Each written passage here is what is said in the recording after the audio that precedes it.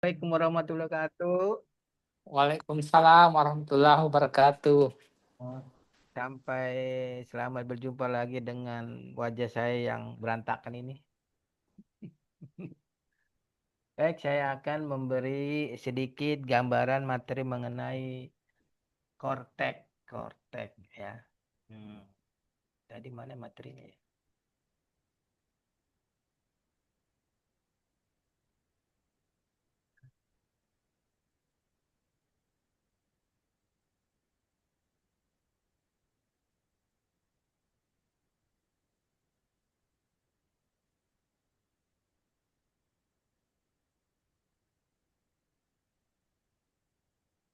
Bentar, kok di layar saya nggak ada ya? Gimana caranya?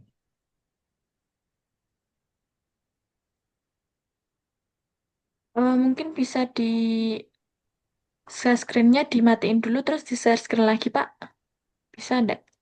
Oh ini,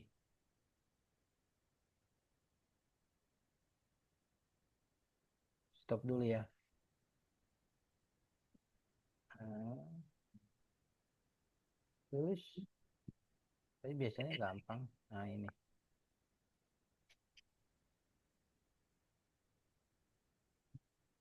kelihatan ya. Baik, saya akan memberi suatu pengetahuan mengenai kortek. Nah, mungkin Bapak Ibu yang ada di sini sudah pasti mengenai namanya kortek. Ya, kortek itu dimulai pada tanggal 1 Januari 2025. Tapi eh, dalam perjalanan ini belum ada kesempurnaan di dalam sistem kortek. Sampai setahun ini suka ada masalah server error atau bagaimana. Mungkin masih mudah-mudahan di tahun 2026 ini sudah berjalan lancar. Seperti kemarin Pak Purbaya mengecek di suatu BUMN, katanya korteknya bermasalah gitu. Kan dia langsung sidak ke kantor BUMN tersebut. Dan hasilnya ya tidak ada masalah. Hanya sebagai operator aja.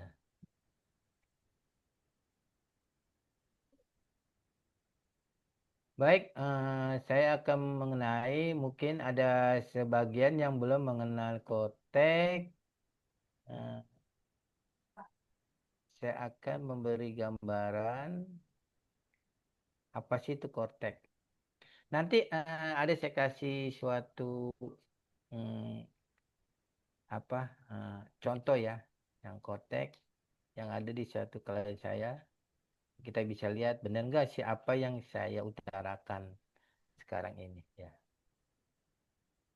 Pasti baru pertama kali ke login ke Kotek dan bingung klik mana menu yang dipilih. Nah, itu yang menjadi gambaran. Jadi intinya Kotek itu suatu aplikasi yang disediakan oleh DJP dalam hal untuk segala macam urusan pelaporan perpajakan atau segala urusan yang mengenai perpajakan wajib pajak orang pribadi atau dengan suatu badan usaha ya. Kalau saya pengalaman setahun ini penggunaan kotak itu sebenarnya mudah banget. Jadi ibaratnya tadinya kita berkaping-kelaping dijadikan suatu rumah besar. Tadinya kan kita ada menggunakan DJP online, e-faktur, web e-faktur, SPT, dan lain-lainnya dijadikan satu di suatu rumah besar yang namanya Kortek. Untuk selanjutnya, sebenarnya Kortek itu yang saya akan uraikan ini ada 9 menu yang pokok-pokok aja yang perlu diingat. Di dalam setiap menu-menu tersebut pasti ada kegunaannya masing-masing. Ya. Di sini saya bisa sebutkan salah satunya menu mengenai portal. Ya, kalau kita klik Kotek, kita masukin login. nomor NIK. Sebelumnya kotek ini digunakan dengan menggunakan NIK, sorry, dengan NIK, nomor induk kepegawaian. Jadi bila Bapak Ibu ditunjuk sebagai VIC suatu perusahaan, itu yang akan dipakai sebagai NIK-nya sebagai membuka atau memulainya masuk ke Kortek ya. Ada juga nanti mungkin beberapa sub orang tertentu yang bisa masuk yang ditunjuk sebagai wakil kuasa oleh perusahaan. Nah, yang pasti di mana Kotek ini ada dua cara ya, yang sudah biasa memakai DJP online itu penggunaannya sangat mudah masuk ke akses Koteknya. Yang sudah terdaftar, yang sudah biasa menggunakan DJP online tidak perlu melakukan aktivasi Kotek. Dia hanya di dalam suatu menu tinggal memilih lupa password atau ganti password ya, ganti kata sandi itu sudah bisa memulai, tinggal menggantinya sandi yang sesuai dengan standar Kortek. Tapi kalau misalnya ada yang baru menggunakan NPWP-nya, misalnya terdaftar di tahun ini, dia wajib melakukan registrasi atau melakukan aktivasi Kortek di menu tersebut, tinggal memilih. Jadi di menu awal itu ada dua pilihan ya. Seandainya kita hanya sudah biasa menggunakan DJP, MPP kita udah aktif, maka tinggal merubah ke lupa password atau ganti kata sandi. Tapi yang misalnya baru terdaftar ya bisa, atau misalnya nicknya belum di pemandanan ya, istilahnya disalurkan, bisa menggunakan aktivasi kontak. Tapi yang benar-benar awal dapat nomor MPWP tahun ini, dia harus menggunakan registrasinya ya. Baik, selanjutnya di dalam suatu kotek kita bisa, bila kita sudah membuka, akan kita membacanya ada beberapa menu induk misalnya gitu. Ada mungkin 10 ya, tapi yang terpenting adalah 9. 9 menu di atasnya. Salah satu adalah menu portal. Menu ini berfungsi sebagai pusat informasi identitas dan data wajib pajak. Di dalamnya ada 12 sub menu yang seperti saya sebutkan di bawah ini. Ya. Dokumen saya berisi penting. Ini mengenai segala dokumen yang tercetak atau terinformasi bila dari pihak lain. Umpamanya kita baru mendaftar, maka nyatakan PPW-nya mungkin informasi dari situ, atau bila kita baru awal menggunakan Kortek, akan ada tanda terima surat Kortek di situ semua. Begitu juga di dokumen ini, portal dokumen ini, kita akan bisa mengecek, misalnya kita mendapat bukti potong dari pihak lain, atau mendapat surat teguran pajak STP. Dia akan terkoneksi di dokumen saya di dalam portal saya ini.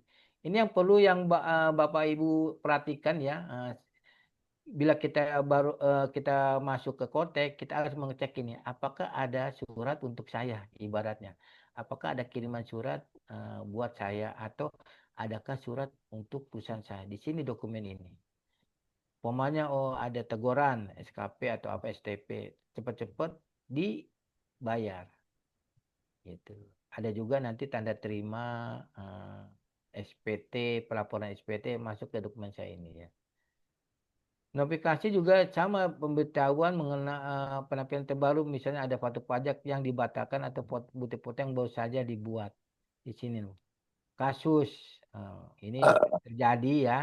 Terus semua misalnya ada kasus apa, misalnya kasus SP2DK, ada permohonan apa, masuk ke sini.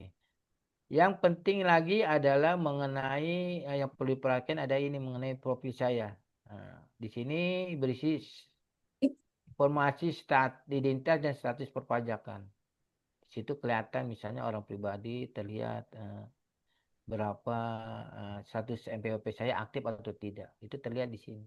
di provinsi saya, bisa diunduh. Terus mengenai permintaan kode otorisasi, sini penting karena waktu zamannya DJP itu pengajuan sertifikasi digital ada pada batas maksimalnya 2 tahun. Sekarang ini tidak. Nah, jadi suatu yang dituju VIC dia harus membuatkan sertifikat elektronik biar nanti tidak ada tanda tangan lagi. Tinggal memasukkan kode sertifikat elektroniknya. Biasanya kode sertifikat otorisasi ini ada beberapa klien yang disamakan dengan kode waktu kita memulai uh, masuknya ke login Cortex. Ada juga dibedakan, tapi isinya sama misalnya PT ABCDE pagar 123 atau dibalik kalau nanti diminta surat otorisasi sertifikat digitalnya dia dibalik PT ABCD 123 pagar. Jadi tadinya pagarnya di tengah, sekarang pagarnya di belakang. Ya.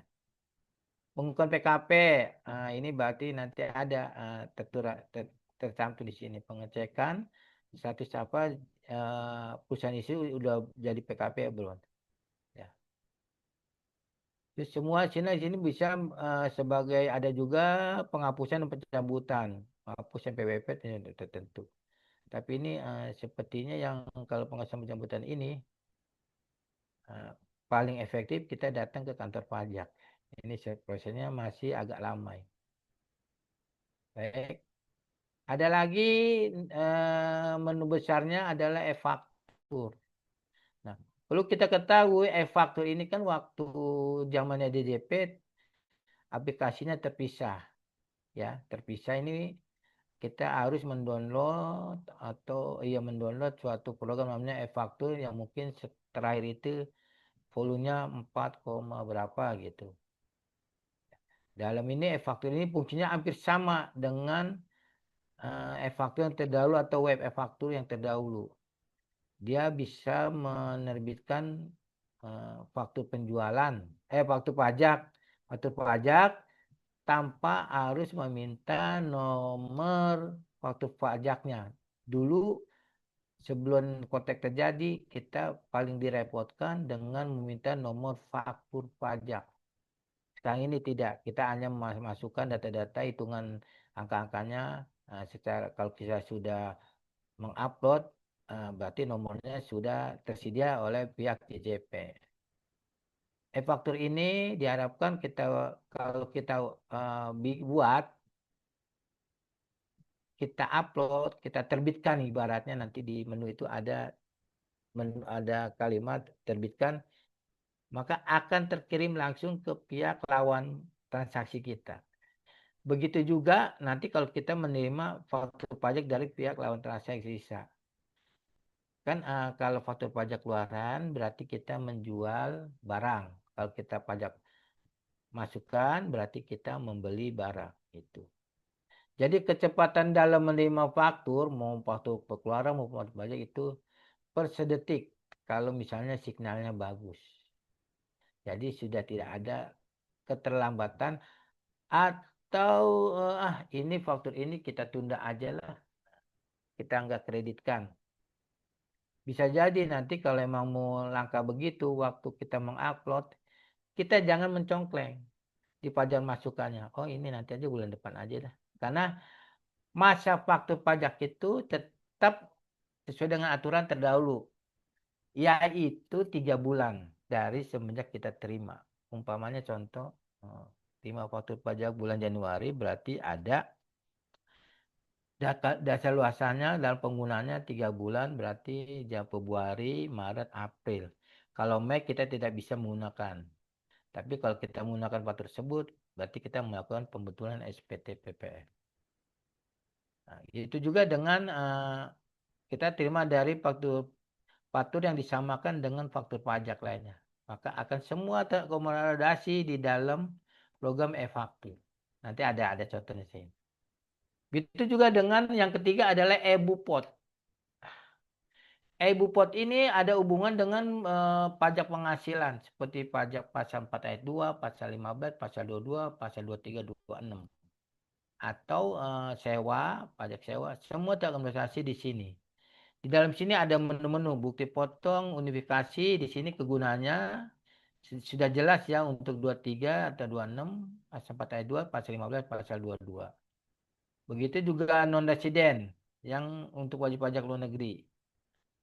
Penyetoran sendiri bisa ini sini juga. Misalnya pihak lawan tidak punya NIK atau tidak biasa bermain di pajak atau tidak pajak, maka bukti kita menyetorkan sendiri nilai pajaknya. Pemotongan secara gunggun. Nah, ini bisa kita secara kolektif. Kita terbitkan, kita kumpulkan secara kolektif di gunggung. PP 21. Nah, ini di dalam sini misalnya ada hati-hati dalam penggunaan bukti potong PP 21. Kenapa? Karena di sini ada bermain di dalam ini ada bukti yang pegawai tetap dan bukti yang bukan pegawai tetap. Jadi jangan sampai kita salah mengeklik. Oh, harusnya ini bukan pegawai tetap, kita klik pegawai tetap. Nah, nanti hitungannya berbeda. Ya. A1, BP A1 digunakan untuk di masa Desember biasanya. Atau A1 ini kita buat yang perlu diperhatikan adalah sekarang ini kemarin banyak kesalahan pihak wajib pajak. Bila ada karyawan yang keluar di dalam masa pajak, misalnya dia keluar, taruh contohnya, keluar di bulan April. Jadi masa pajaknya Januari sampai April. Nah, pas April, Bapak Ibu jangan membuat bukti potong untuk kedua ini atau ini ya. Oh, ini ya pegawai tetaplah untuk A1. Ini ya. Nah, jangan membuat ini bukti potong bulanan, tapi langsung membuat bukti A1 karena dia pegawainya tidak bekerja sampai dengan masa akhirnya masa pajak sampai Desember pertengahan. Jadi langsung Bapak Ibu buat A1-nya bila ada pegawai yang keluar di tengah-tengah masa pajak. Ya, itu perlu diingat. Karena sekarang ini banyak yang kecele atau salah penafsiran bahwa A1 akan dibuatkan Desember semua. Pas Desember tidak bisa, harus dihapus dulu pegawainya yang sudah kita input di bukti bulanannya, harus kita hapus. Kita buatkan bukti fotonya A1 dulu, lalu kita melakukan pembetulan SPT. SPT. Misalnya tadi kan kita anggap ada satu pegawai yang keluar di bulan April, maka tadinya kita buatkan A1 bukti potong bulanan, maka kita hapus, lalu kita buatkan A1-nya dan kita buatkan pembetulan SPT Aprilnya, begitu. Teknisnya begitu, ya. Untuk A2 ini adalah pegawai tetap tapi untuk suatu ANS, aparatur nasional sipil. Aparatur negara sipil ANS atau pegawai negeri lah istilahnya. Tuh. Ya. Tuh 26 untuk pegawai yang luar negeri, yang berasal dari luar negeri, PP 29. Kemudian unggah dokumen yang disampaikan dengan bukti potong. Bisa misalnya kita terima, kita unggah, dari pihak lain kita dapat, kita unggah dokumennya ini. Ini biasanya kita unggah, bisa dari PP 23, kita dapatnya ini bisa kita unggah dari sini. Jadi kesimpulannya, menu ini adalah menu yang harus suatu saat Bapak Ibu puasain. Karena hubungannya dengan pekerjaan per bulannya di perpajakan atau hubungan dengan pajak perusahaan. Ini harus kita kuasain ini. Yang wajib ini cuma e-Bupot wajib. Nah, yang keempat surat pemberitahuan. Ini juga wajib Bapak Ibu familiar ini di dalam menu ini ya. Menu ini hanya kita membuat SPT ya. Setelah kita buat e-Bupotnya, kita terbitkan, lalu kita masuk ke menu surat SPT ini. Nah, di sini nanti tinggal memilih kita membuat apa. apa PPN atau unifikasi, PPN unifikasi atau masa PPN pemungut atau dan lain-lainnya. Di sini akan tertera. Begitu dengan dokumen lainnya juga ini. Pencatatannya kita bisa pencatatan pembukuan sederhana bagi wajib pajak yang tidak diwajibkan menggunakan pembukuan penuh. Ini kalau masalah pencatatan kan hubungan dengan sepertinya UMKM, ya ini. Karena tidak memakai pembukuan, dia memakai pencatatan.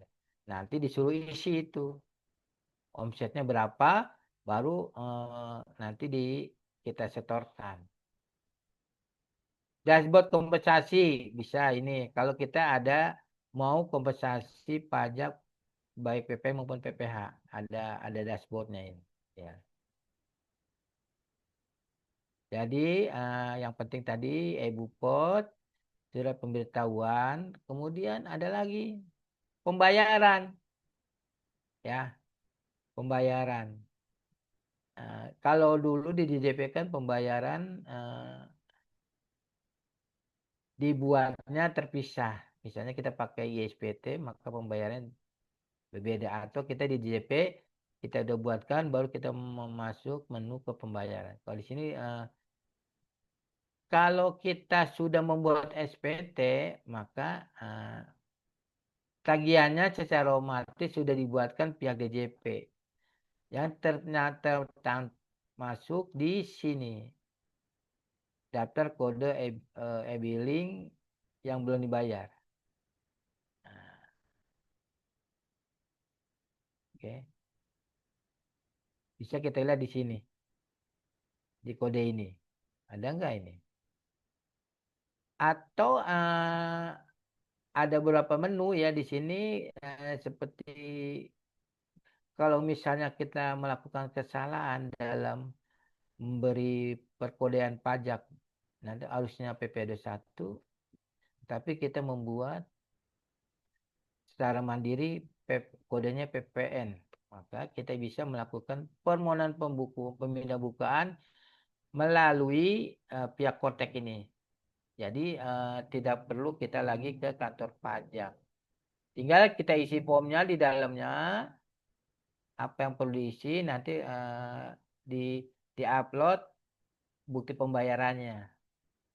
Maka nanti diterima sebagai bukti pembayarannya akan diproses selama 1 bulan.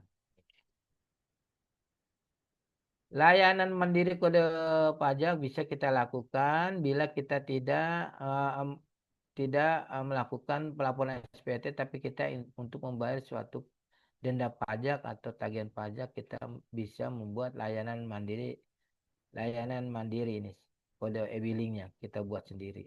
Di luar ini ya, umpamanya biasanya kalau contoh itu, loh kok ada STP 100 ribuan, nah, itu bisa kita buat. Terus ada PPh misalnya nggak ada yang tertera di sini, sewa, atau PPh yang tahun lalu belum kita bayar, kita bisa membuat melayani kode mandiri.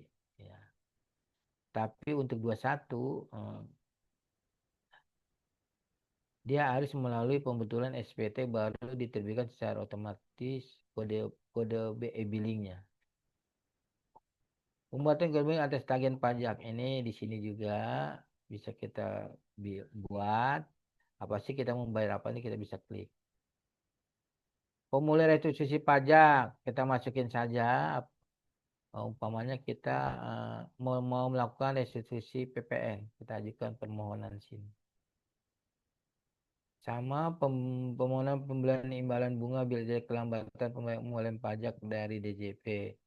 Kita lakukan permohonan. Oh, harusnya ini pihak DJP memberi kita bunga. Kita ajukan permohonan.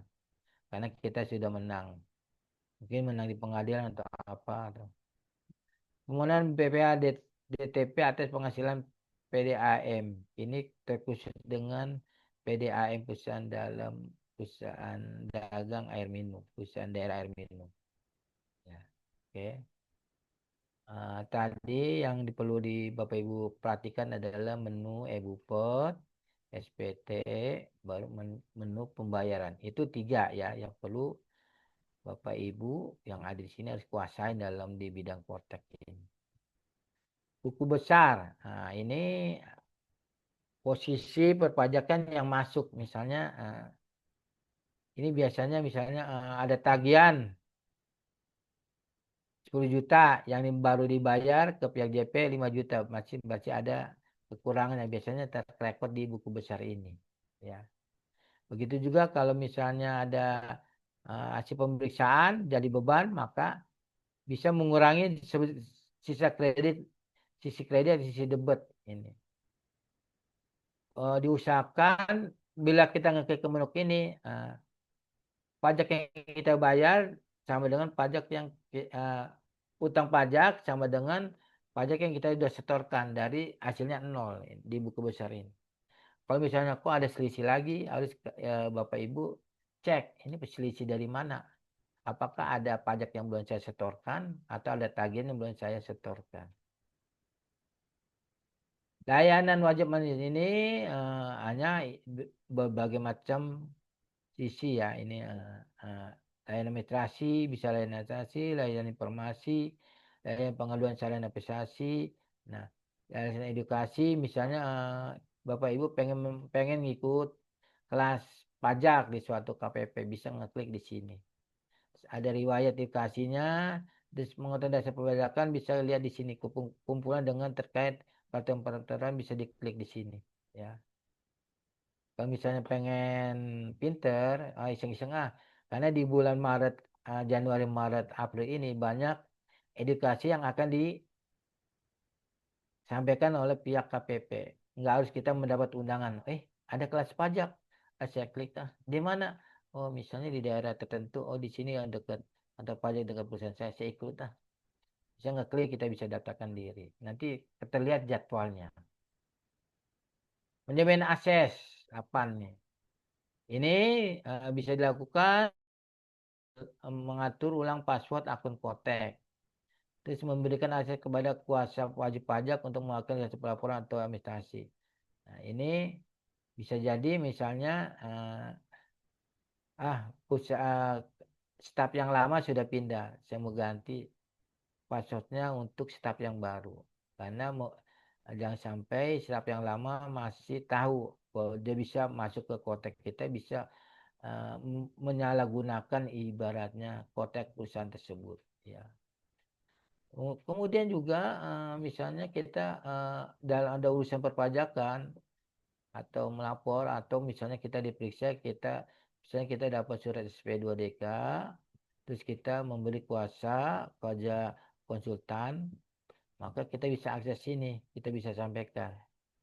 Nanti terlihat di Kotek bahwa penanganan kasus nanti diportalkan ada kasus SP2DK ditangani oleh konsultan perpajakan siapa gitu. Kelihatan di sini. Ini yang 9 adalah bantuan aja. Ini tidak terlalu penting ya, kita hanya bisa mengklik apa sih dalamnya Kotek atau bagaimana. Ini hanya fitur tambahan aja. Jadi intinya yang perlu Bapak Ibu ingat benar-benar atau familiar adalah e-Bupot, SPT, sama pembayaran. Itu yang pasti akan dilakukan setiap bulannya. Itu. Oke. Nah, ini ada mengenai gambaran menu-menu di dalam Kotek. Bentar ya.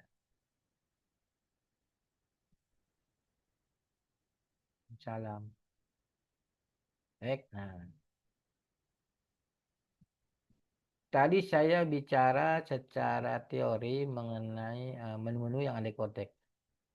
Ya, ini saya akan kasih gambaran sepintas, walaupun belum buka dalam arti hanya scan aja ya. Tapi ini sudah menggambarkan keadaan yang sebenarnya tentang menu-menu Kotek. Yang pertama pasti Bapak Ibu kita login di Google ya, kita ketik aja Kotek, pasti nanti hadir satu perintah. Oh, ini harus mengklik ini, maka akan tampil menu seperti ini. Ya, menu yang sangat familiar, ada bacanya kontaknya, di sebelahnya ada tulisan, ada warna biru. Nah, di sini yang kita login ini yang harus kita pahami, kita familiar di sini ya. Ini login.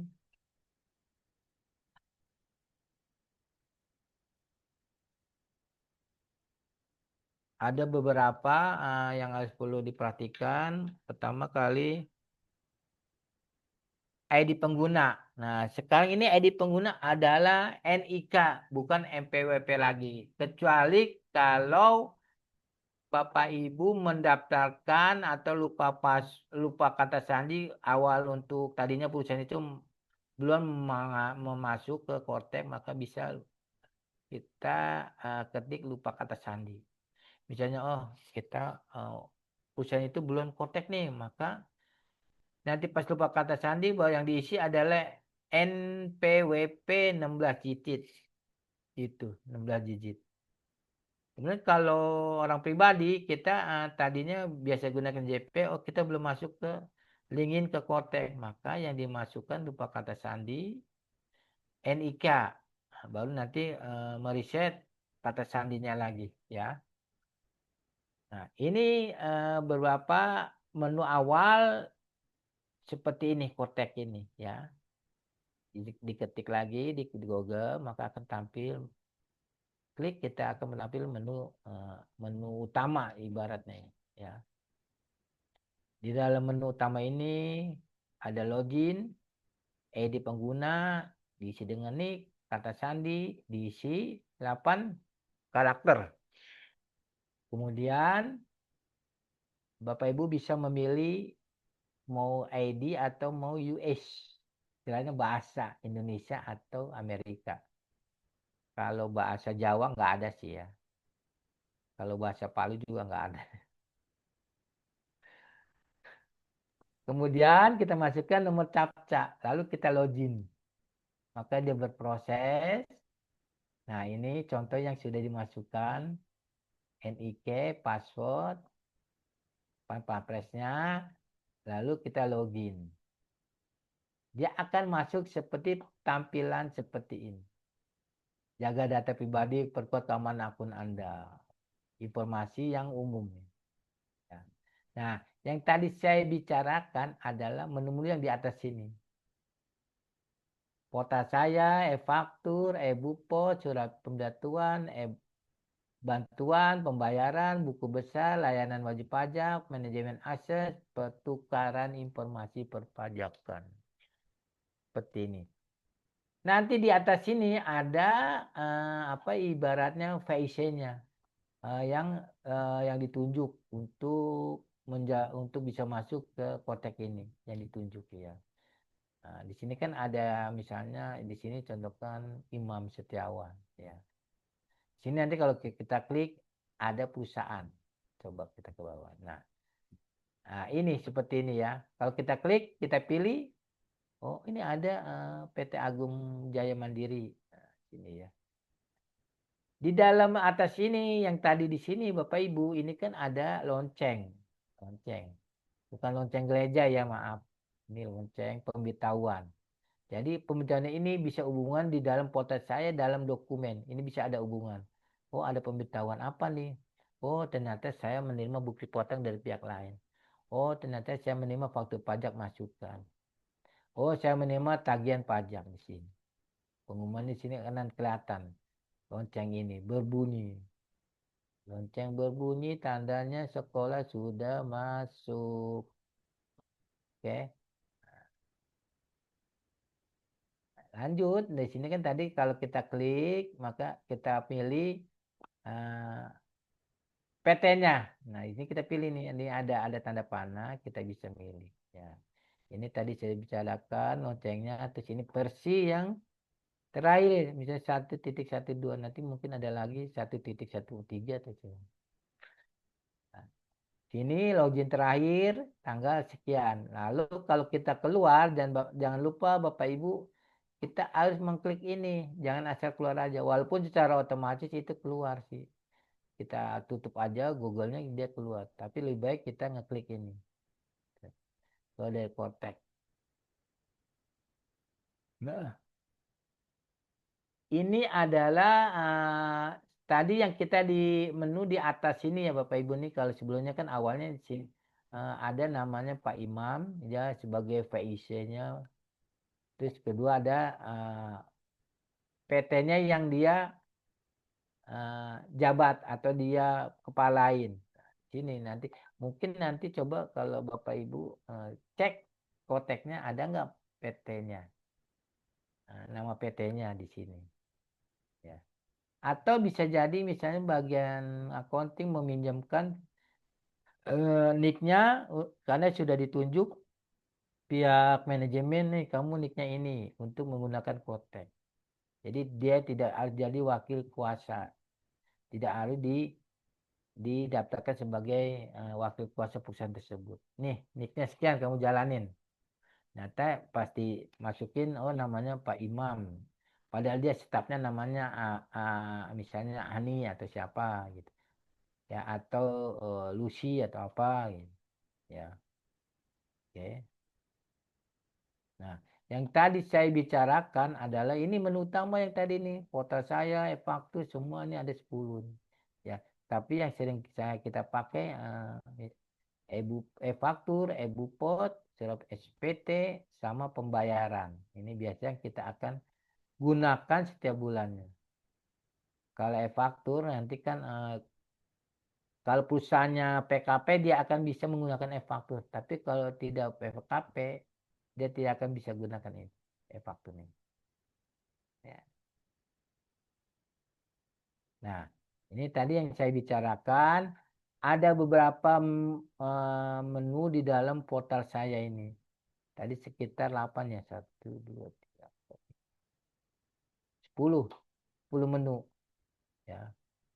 Tapi yang kalau kita biasa nanti sebulannya kita hanya memperhatikan ini aja dokumen saya. Kalau emang nggak perlu lihat dokumen ya langsung aja ke e-faktur atau e-bupot gitu. Ini adalah menu e-faktur. Nah, di sini. Di sini ada akan tertera beberapa menu kecil di daftar ini ya. Nah, dibagi dalam 2 kelompok.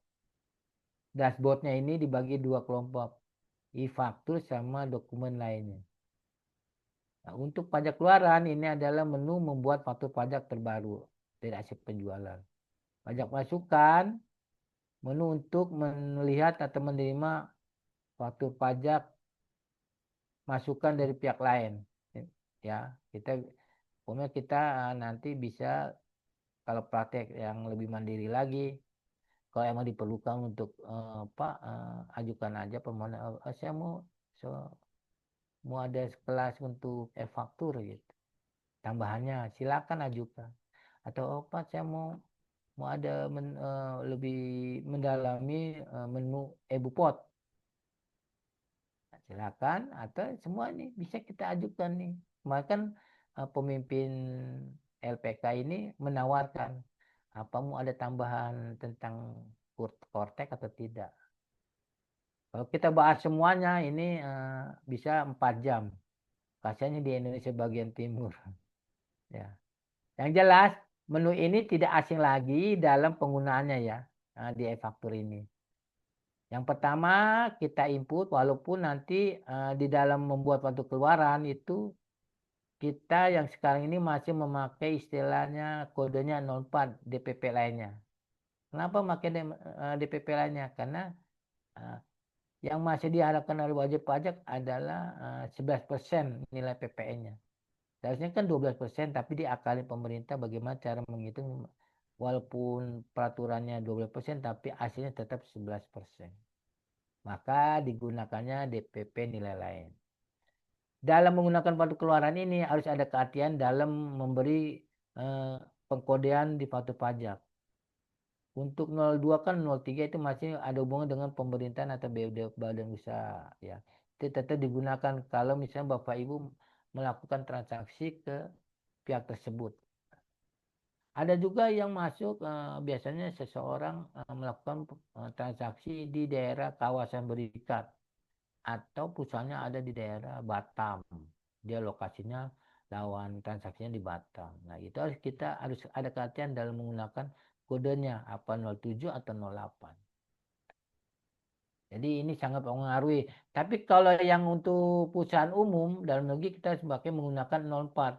Karena masih disarankan pakai 04. Mungkin ntar setelah Februari itu ada pengumuman dari pihak pajak di mana sudah tidak lagi menggunakan kode 04. Karena itu 04 cuma untuk DPP nilai lain seperti perusahaan yang bergerak dibilang forwarder atau jasa pengiriman atau apa pakainya 04 DPP nilai lain. Ya. Nah, jadi sebenarnya pajak itu sedikit menyimpang karena diakal-akalin supaya mencapai nilainya masih tetap 11%. Harusnya sudah 12%. Ya. Retur juga bisa kita buat, PPM retur pajak masukan kita buat.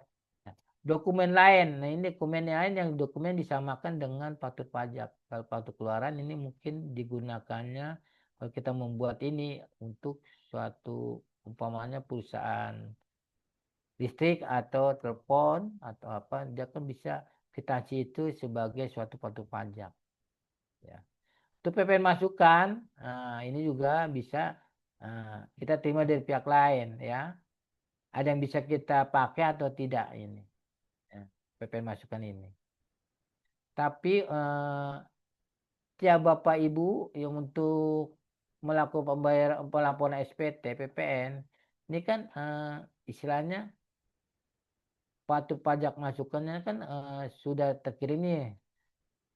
Nanti kita lihat, kita cek, kita filter bulannya, lalu kita pilih menu upload atau terkirim supaya bisa masuk ke SPT. Kalau nggak ya melakukan ini nggak bakal bisa masuk. Begitu juga kita iseng-iseng harus mengecek apakah ada faktur masukan yang disyaratkan dengan dokumen lainnya ini. Ini wajib. Jadi kalau misalnya kita membuat SPT harus kita cek faktur pajak masukan sama dokumen lainnya harus kita cek nih Bapak Ibu. Itu saran saya. Jangan sampai ada kelewatan dalam pelaporan SPT-nya. Ternyata harus ada ternyata kita menerima ini tapi nggak kita upload ke SPT. Nanti ada suatu kesalahan atau tidak sesuai dengan jurnal yang kita catat di dalam akuntansi ya. Nah, ini lagi adalah gambaran sebenarnya di dalam satu EBUPOT sini ya, yang tadi sudah diterangkan.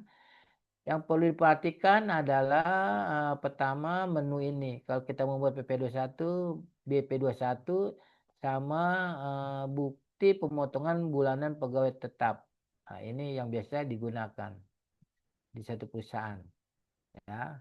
Terus kalau ada pegawai yang keluar di bulan satu di mana ada pegawai yang keluar, maka secara batas akhir bulan yang dia keluar itu wajib kita buatkan A1. Jangan dibuatkan bukti potong pegawai tetap. Oh, ini. Ya sampai nanti kita di pas Desember kita adakan pembetulan untuk pegawai yang keluar gitu. Coba nanti Bapak Ibu kalau belum membuat SPT 21 perhatikan yang ini dalam membuat A1-nya pada Desember. Atau kita mempunyai catatan untuk daftar pegawai-pegawai. Misalnya ada kan misalnya masanya itu harus kita cek kali ulang nih udah pas atau belum nih tentang bukti A1 ini ya. Dan sampai ada pegawai keluar bulan Maret dibuatkannya di bulan Desember, maka bukti potong yang ini bulan Maret ini harus kita hapus, kita buatkan baru A1-nya di ini yang pegawai yang keluar. Ada lagi surat pemberitahuan menu SPT yang sudah saya jelaskan untuk keperluan pelaporan SPT-nya ya. 21 unifikasi 4 ayat 2 residen PPN SPT badan atau SPT orang tahunan ya di sini. Di menu ini bantuan, bantuan penggunaan aja ini. Bukan bantuan minta kredit Bapak Ibu. Kemudian pembayaran. Nah, ini juga penting nih membuat kode e-billing bila tidak dilakukan pembuatan SPT otomatis. Ya, kita akan membuatkan kode e-billing mandiri. Nah, kalau ini daftar ini kita melihat daftar apakah ada e-billing yang belum kita lunasin di sini. Atau ada tagihan yang belum kita bayar, maka dibuatkannya kode e-billing di sini. Yang ini yang hasil dari SPT ini, pembuatan kode maling alias tagihan pajak. Layanan mandiri bila dibuatkan di luar dari SPT pelaporan PP 21 atau PPN. Dibuatkan kode mandiri. Umpamanya perusahaan membayar angsuran PP 25, maka yang kita lakukan adalah mengklik membuat kode pembayaran e-billing di sini, di menu ini, ya. Oke. Nah, ini yang saya bilang buku besarnya wajib pajak ini. Jadi ada yang debutnya sekian, masa yang baru misalnya debutnya sekian, itu debut kreditnya sekian, mas. Berarti ada debut yang tersisa yang tidak balance. Maka kita wajib melihat apakah ini sudah ada di kode e-billing, di daftar kode e-billingnya nilai tagihan ini. Kalau ada kita tinggal klik, kita print, lalu kita setorkan. Itu ya. Nah, layanan wajib pajak ada administrasi, formasi, pengaduan, aspirasi, saran. Kalau Bapak Ibu tidak puas dengan pelayanan di suatu KPP, bisa melakukan pengaduan ini. Ya, tapi harus ada bukti. Nanti akan dikonfirmasi. Masuk ke kantor pusat mengecek ada apa nih apa yang diadukannya masalahnya. Apa tentang pelayanannya atau sisi karakter petugas pajaknya marah-marah ini atau apa atau dan lainnya bisa dibuat pengaduannya melalui layanan ini ya. Yang lainnya bisa kita lihat. Yang pasti kalau untuk meningkatkan pengetahuan pajak, Bapak Ibu bisa mengikuti ngeklik di layanan edukasi perpajakan di sini. Bisa mendaftarkan diri di kelas online pajak atau kelas offline pajak. Gratis di sini. Akses, menu akses ada membuat kata sandi ya. Nah, itulah beberapa gambaran yang sebenarnya di dalam kotek menu-menu utamanya ya Bapak Ibu. Oke. Sebelum saya melanjutkan ada lagi seksi yang penting. Apakah ada pertanyaan yang perlu Bapak Ibu sampaikan mengenai menu kotek-kotek ini atau ada pengalaman yang bisa kita diskusikan? Monggo silakan. Saya buka forum diskusi. Sebelum saya ada satu lagi edukasi tentang kotek. Silakan.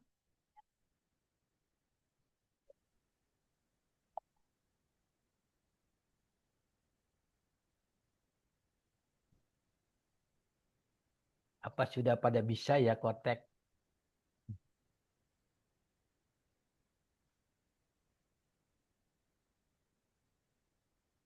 Ayo silakan yang mau bertanya atau masih bingung. Atau suatu saat nanti ada problem masalah konteks, bisa japri ke saya. Insya Allah saya bantu. Saya ada gratis.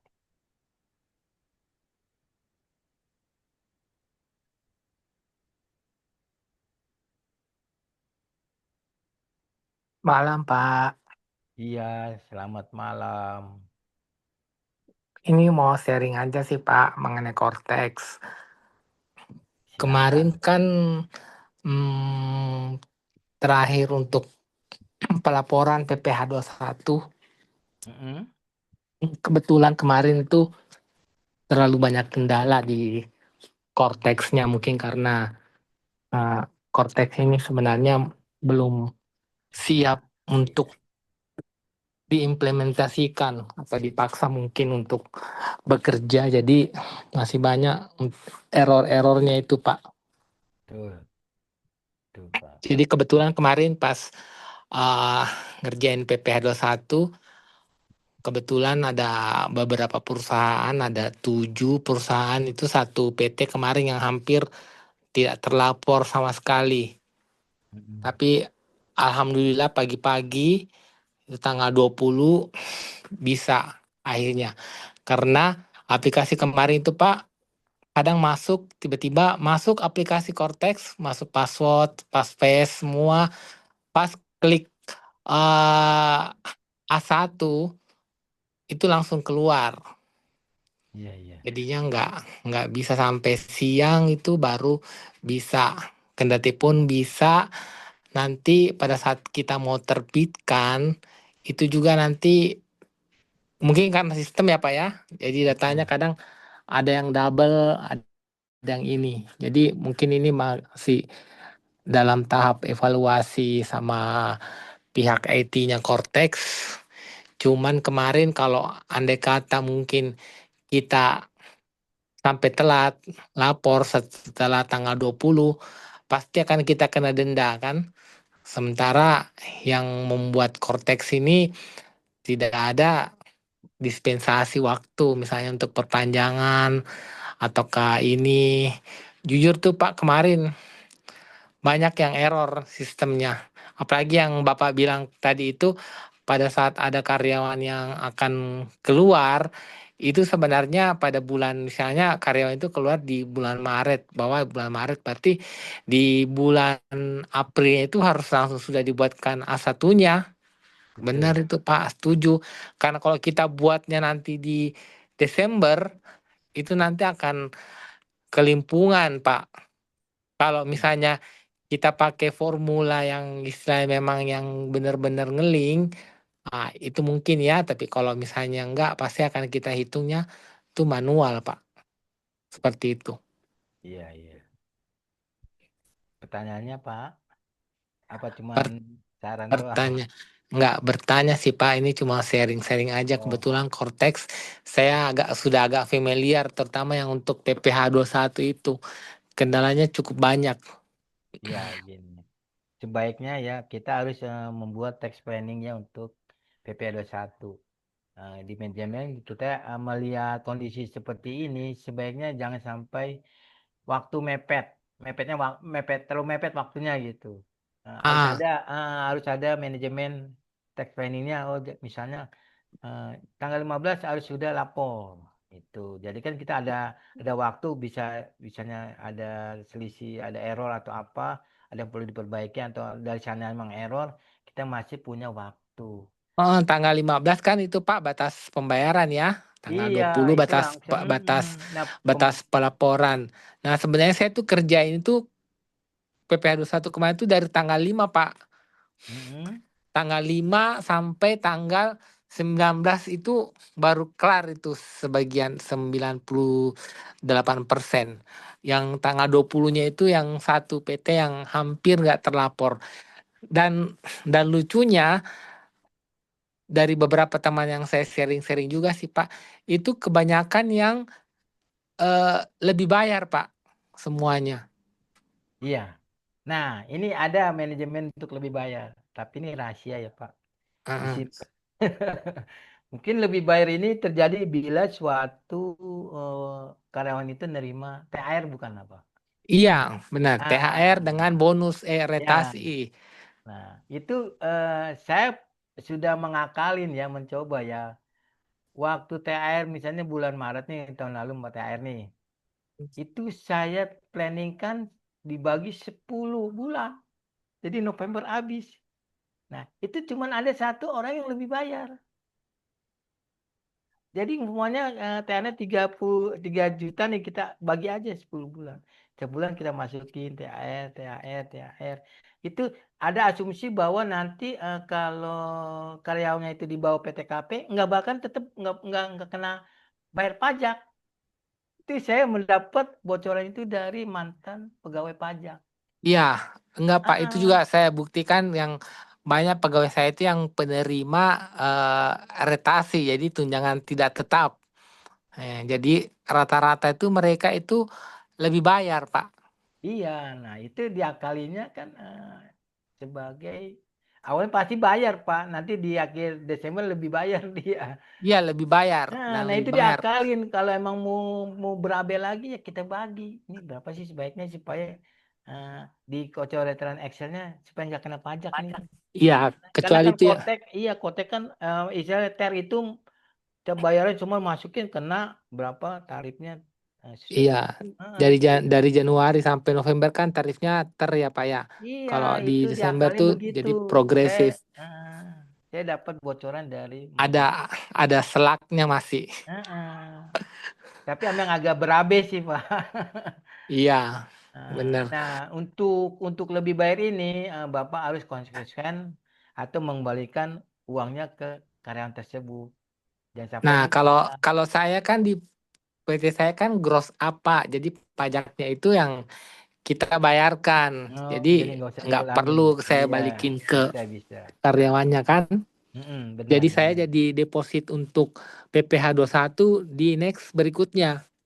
Iya bisa. Emang kalau lebih Bisa-bisa bayar saya ini. satu tahun itu nggak bayar lagi Pak. Iya emang. Emang 21 ini bisa dikompensasi lain dengan SPT badan. Iya, Kalau dibayar enaknya SPT itu. badan periksa. Ya, Harusnya SPT badan juga harusnya bisa begitu harusnya. harusnya Iya. Pak. Iya, jangan di anak tirian. PPN bisa lebih baik dikompensasi. Gitu. Bagus ini pantau kita sayangnya. Cuman gitu ya, kalau cuman saya saranin, kalau emang perkara tersebut tidak kena mau nggak kena pajaknya, emang dia nggak kena pajak atau bisa menggunakan metode biasa, ya kita bagi itu Iya, bonusnya benar. atau apa gitu. Benar. Heeh, heeh. Kalau toh gaji tok tuh semua rata-rata misalnya itu di atas ini Iya, pasti kena kena PKP. dari biasanya nggak kena ditambah dengan TR atau bonus jadi kena tuh. Kena. Apalagi kalau ada karyawan yang pensiun Pak dapat Mm-mm. kompensasi itu gede masalahnya Iya, gitu. kan. Baik, Ya mungkin itu saja Pak. Terima kasih Pak. sama-sama terima kasih Banto. Yang lainnya silakan. Eh, Sebelum saya lanjutkan ada sedikit pembahasan yang bisa mungkin berguna.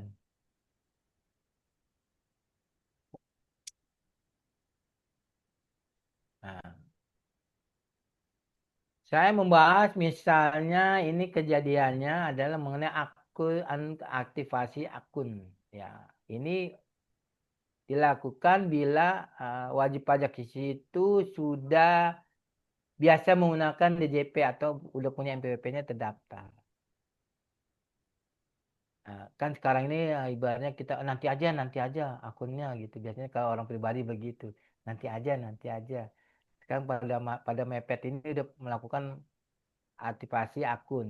Itu bisa dilakukan sendiri tanpa harus ke kantor pajak. Syaratnya apa?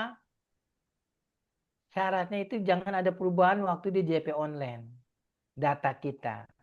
Kalau data kita berubah, dia akan tidak connect, akan kan tidak diterima bahwa aktivasi akun itu, ya. Yang langkah awal adalah eh, ini paduannya ya. Ini judul saya. Nah, kita ketik di sini Google nih, DJ Kotek. Biasanya nanti masuk ke menu ini. Ini menu utamanya ya. Nanti kita bisa milih kalau emang udah biasa DJP, kita langsung bisa ke lupa kata sandi ya. Itu yang biasa PWP saya aktif nih. Bisa digunakan bukti potong. Tapi saya belum daftarin NPWP saya ke link Cortex atau nanti bisa menggunakan nick ini ya. Dua kata sandi atau juga misalnya kita memilih ini di bawah ini ada ini ketutupan. Nah, nih aktivasi akun wajib pajak kita bisa klik karena kita mungkin ini mendapatkan nomor apa NPWP sama dengan nick kita mendapatkan sini akun ini ya. Nah, Setelah kita klik, kita harus mengisi beberapa pertanyaan di dalam menu ini. Ada permintaan akses digital ya. Yang paling diklik adalah yang ini. Wajib pajak sudah terdaftar atau belum? Kalau misalnya sudah terdaftar, berarti kita congkleng. Nah, dia sebagai penanggung jawab bukan. Nah, ini kita abaikan aja dulu karena kita menyangkut ke orang pribadi ya. Nah, terus di bawah kita isi. Nah, ini udah kita dong, maka kita isi nomor NPWP kita di sini ya. Ini yang dua ini kita abaikan, kita isi. Nama pasti nanti kalau NPWP gitu, dia akan nama muncul secara otomatis. Nah, ini secara otomatis ya. Ini saya mencontoh ada masukan namanya. Kita cari, oh keluar nih nama kita nih. Ya. Kemudian email bisa kita masukin.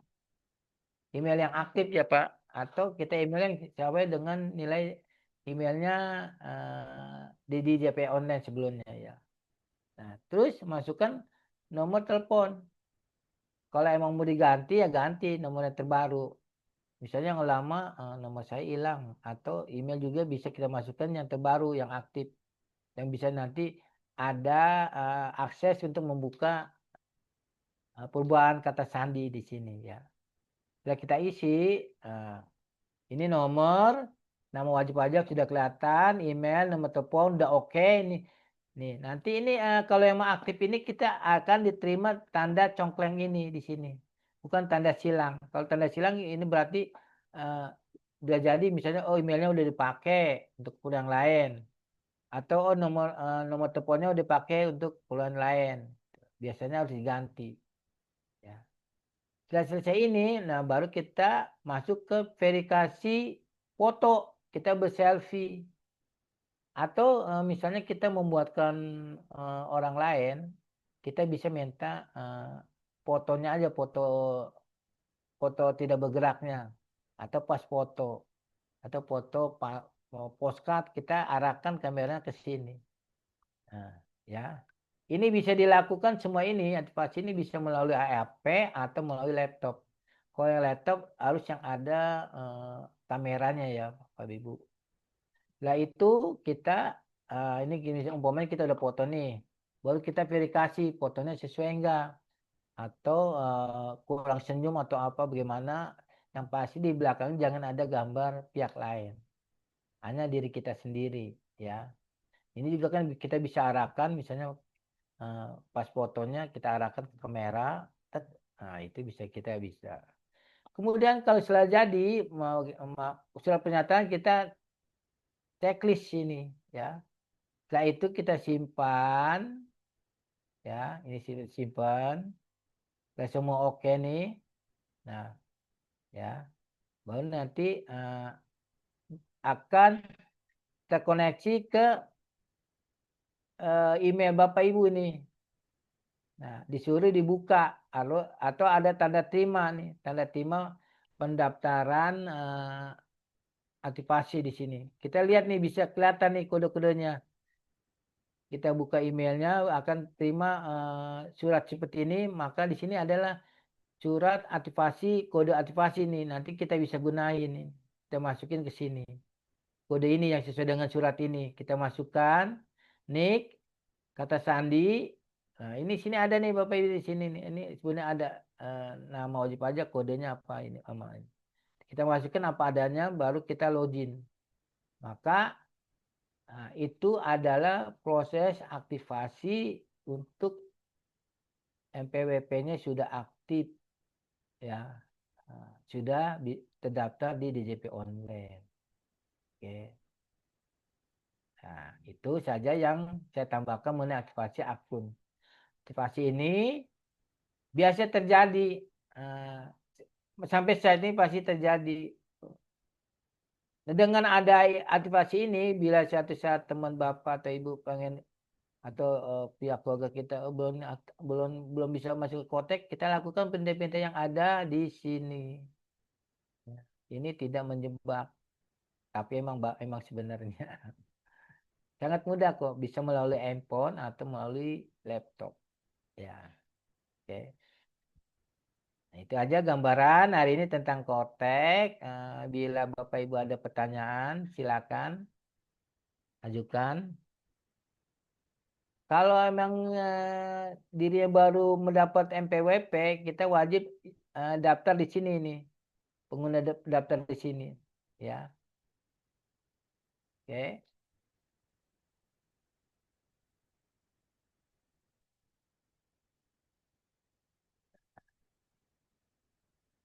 Ini saya kasih contoh ya Bapak Ibu. Mungkin eh, tidak asing ngasih ya. Ini saya coba contohin kotak yang sebenarnya.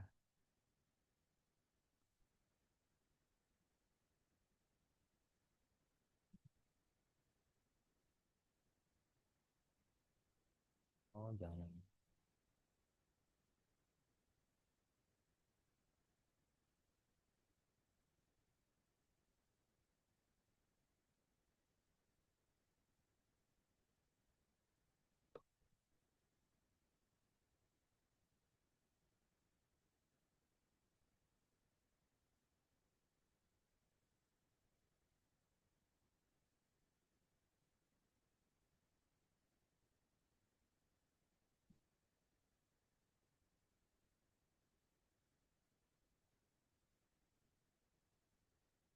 Eh,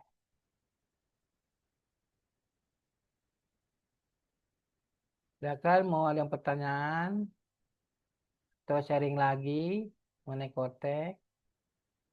Atau emang Bapak Ibu sudah pinter, sudah familiar. Ini salah satu contohnya aja. Coba saya kasih gambaran.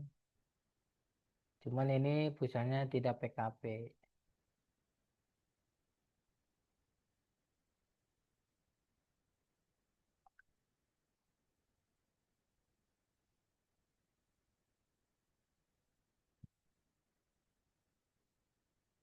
Ya.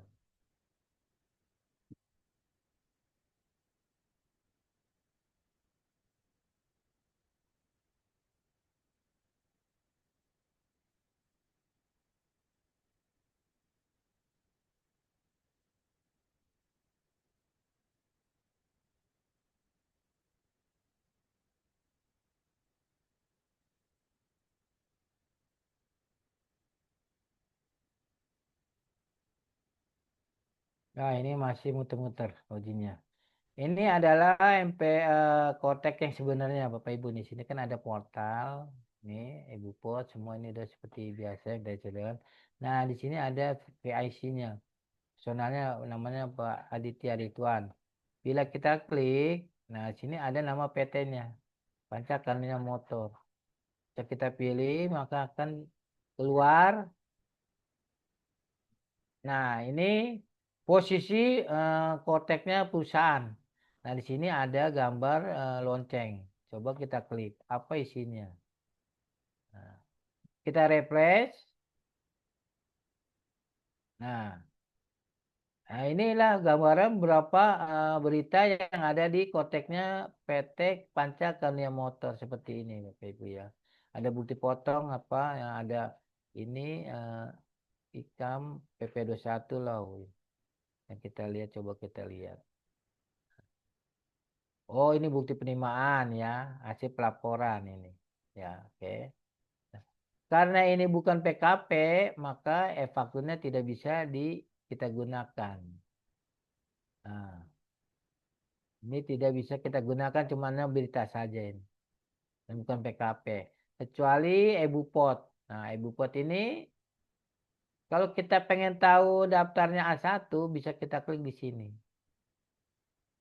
Kita bisa refresh yang telah diterbitkan. Awalnya pasti nanti belum diterbitkan. Kalau biasanya tadi kan kata pembuatannya kita bisa create e-bupot F1 sini. Kita bisa create.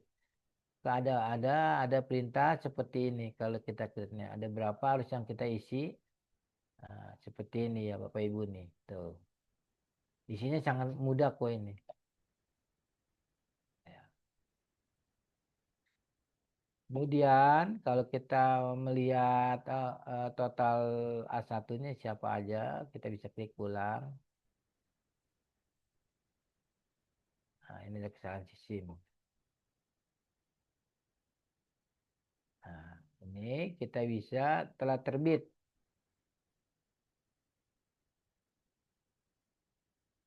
Oh, ada kesalahan ya.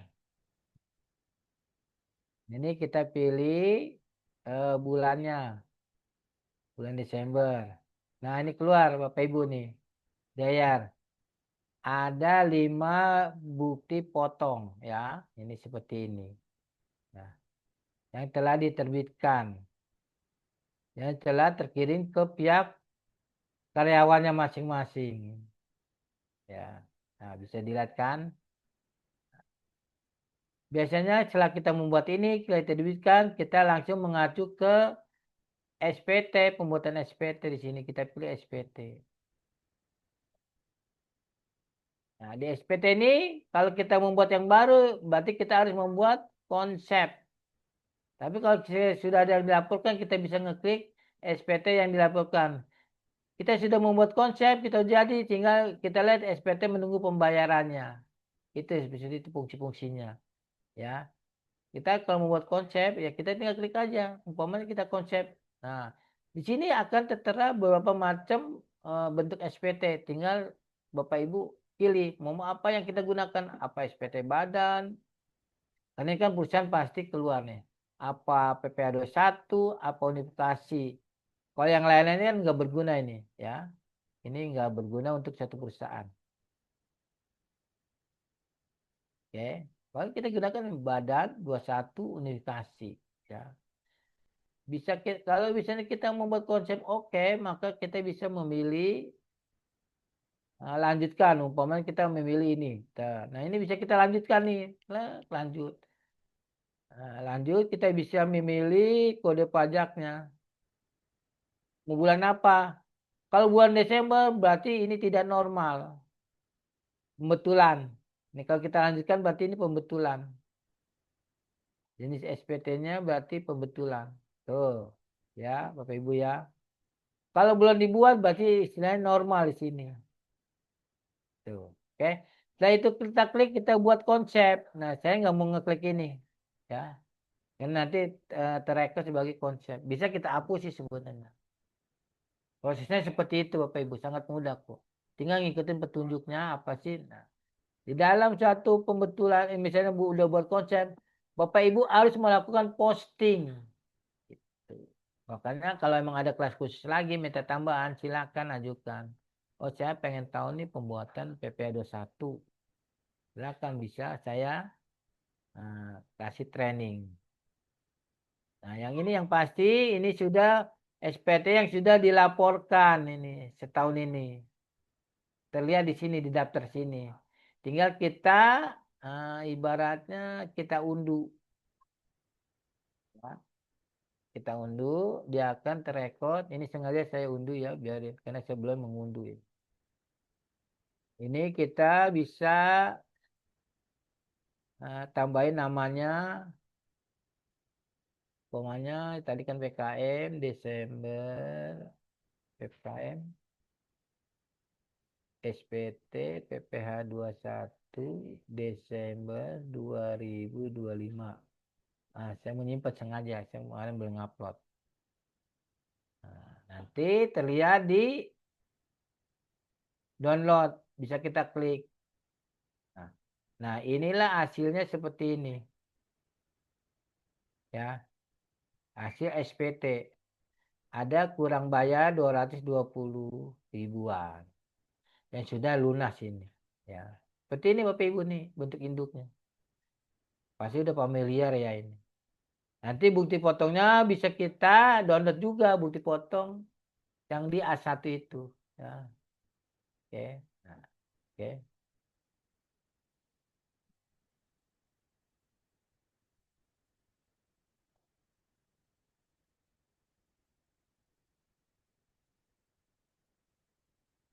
Menu yang paling pokok lagi adalah yang perlu diingat ada mengenai pembayaran.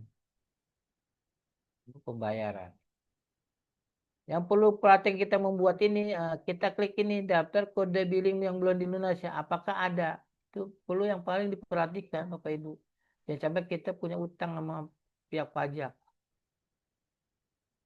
Ternyata kalau kita replace, maka ada pajak yang terutang. Nah, nggak ada di sini. Kalau misalnya ada yang terutang, pasti akan kelihatan nilainya. Nah, itu perlu Bapak Ibu lunasin. Ya, perlu lunasin ini. Karena di sini nggak ada tagihan yang terutang, maka tidak kelihatan. Tuh. Atau coba kita membuat layanan pembuatan kode atas tagihan pajak. Nah, sini juga misalnya kita ada tadi di daftar, maka di sini juga akan kelihatan. Tinggal kita buat kode e-billingnya. Yang tadi di awal di daftar ini ada yang terutang, maka kita masuk ke sini, kita buatkan kode e-billingnya. Tinggal kita klik aja. Mana yang belum bayar, kita tinggal cek checklist ini. Kelihatan. Karena ini nggak ada perusahaan nggak ada terutang pajak, makanya nol. Ya. Terus kemudian lagi ada menu yang perlu perhatikan adalah menu mandiri, kode mandiri. Nah, di sini gunanya Bapak Ibu bisa membuat kode mandiri untuk pajak-pajak yang di luar dari SPT. Dari luar SPT ya, SPT PPN atau PP21. Yang perlu dibuat. Umpamanya PPh 25. Biasanya kan ancuran tuh. Maka buatnya melalui ini. Umpamanya kita ketik lanjutan. Tinggal kita pilih. Nah, jenisnya apa nih yang kita setor nih? Ya, jangan sampai kalau SPT PPN pasti udah dibuatkan secara otomatis sama PPh 21. Kalau tidak otomatis, jangan sampai Bapak Ibu melakukan pembuatan e-billingnya tentang PPh 21 atau PPN jangan melalui sini. Dia tidak akan terkonek. Kecuali ada tagihan STP atau apa, atau di luar inilah. Bisa kita buat pakai, tinggal memilih kode yang ada di sini. Ya, oke.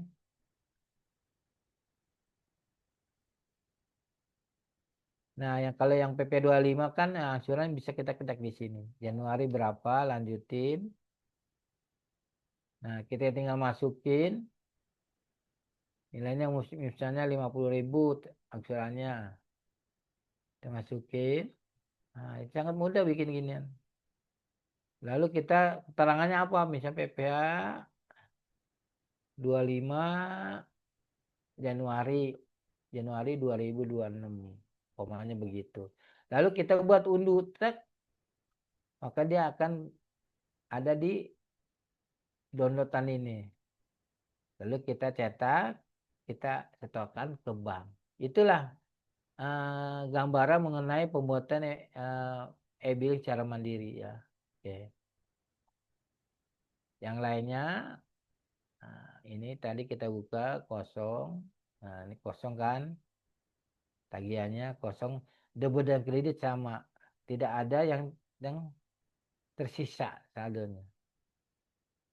Umpama ini kita juga bisa layanan, umpamanya kita melalui pembayaran deposit, maka kelihatan di sini. Nah, nanti pihak pajak memberitahukan bahwa uang Anda tinggal sekian. Terrekod di buku besar ini. Buku besar ini bukan berarti buku besar perusahaan, bukan. Buku besar pajak atau simpanan pajak atau utangnya pajak. Ya. Yang lainnya bisa kita lihat akses ke Kata Sandi. Nah, di sini nanti Bapak Ibu harus masukin nih kata sandi yang lama. Kata yang Sandiwali ini konfirmasi dengan kata sandi yang baru. Captchanya lalu kita simpan. Dia akan terkoneksi. Lalu kita coba di menu awal lagi di login Cortex-nya. Itu kalau menu kata sandi. Sebaiknya untuk manajemen ini harus Bapak Ibu lakukan bila ada pergantian staf yang nangani pajak. Ya, jangan sampai nanti kontak kita disalahgunakan dalam membuat e-faktur gitu. Tiba-tiba kok ada tagihan pembuatan e-faktur penjualan nih, siapa yang buat? Nggak tahu, pihak staf yang lama dia mau menjual faktur pajak tersebut ke pihak lain. Untuk layanan wajib pajak, umpamanya saya perlu ini nih. Nah, ini bisa Bapak Ibu lihat nih jadwalnya, jadwal kegiatan edukasi. Ya, ada apa terus materinya mau apa? Materi umum atau khusus? Bisa kita lihat akses. Tinggal lihat kesediaannya. Lalu kita menyampaikan permohonan ikut. Maka kita lihat data ceknya permohonan. Siapa aja yang ada yang ikut di situ. Di kelas tersebut. Itu. Seperti ini ya. Misalnya cobalah ke jadwal kegiatan apa nih yang terjadi nih. Kita mau lihat. Saya juga jarang lihat sih. Nah, coba kita lihat. Ini jadwalnya nih. Ada SPT tahunan orang pribadi. Ini jadwalnya nih jam berapa nih. Nah, ini sosialisasinya di tanggal 21. Ya, tinggal diklik aja kita mau daftar di mana gitu. Atau terjadi di mana nih pelayanan ini. Pokoknya di wilayah sekitar KPP Bapak Ibu kelihatan. Ya, oke. Nah, oke. Baik, mengingat waktu sudah malam, itu gambaran bisa saya berikan mengenai Kotek, menu-menu Kotek sama aktivasi Kotek. Oke. Sebelum saya tutup, mungkin ada pertanyaan yang perlu disampaikan ke Bapak Ibu, atau kita langsung saya serahkan ke Ibu Moderator untuk menutup pertemuan kita hari ini. Atas perhatian dan Atas perhatian malam ini, Bapak Ibu saya ucapkan terima kasih. Mohon maaf lahir batin. Bisa ada kalimat yang salah atau tidak sesuai dengan yang omongan yang terjadi di materi ini. Terima kasih. Ibu moderator silakan menutup atau gimana. Baik, terima kasih Pak Kris atas materinya yang sangat bermanfaat. Mungkin jika rekan-rekan ingin bertanya, nanti bisa langsung di grup yang sudah dibuatkan oleh admin. Saya Mayang, selaku moderator pada pelatihan pada malam hari ini, mengucapkan terima kasih. Dan saya ucapkan mohon maaf apabila masih ada kekurangan. Saya cukupkan terima kasih. Wassalamualaikum warahmatullahi wabarakatuh. Selamat malam, selamat beristirahat. Selamat malam.